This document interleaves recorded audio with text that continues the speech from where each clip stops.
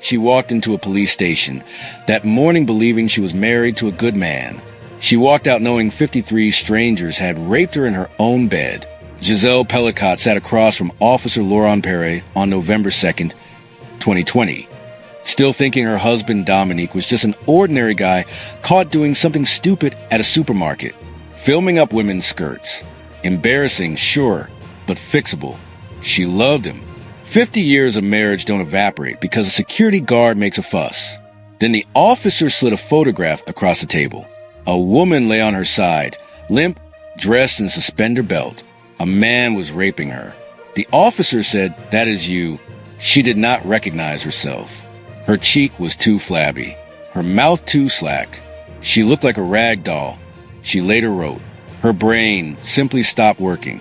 What happened to Gisele Pelicot is not a single event you can summarize in a headline. What happened is that her husband spent nearly a decade crushing tranquilizers into her dinner and inviting strangers from the internet to assault her unconscious body. He filmed everything. He organized the logistics like a middle manager. Park your car down the street. Warm your hands in the kitchen. No perfume.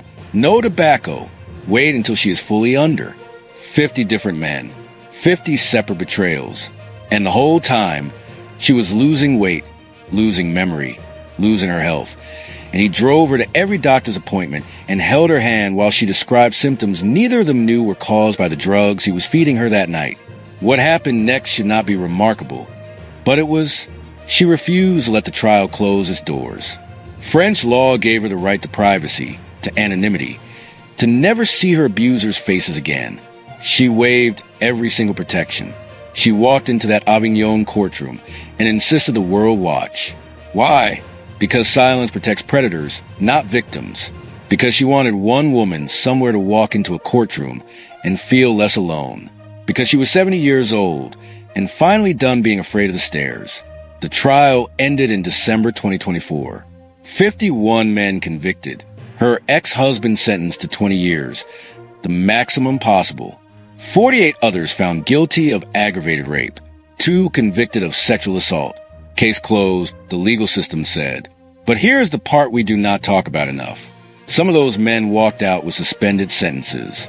A few served less time than the drugs they injected took to metabolize.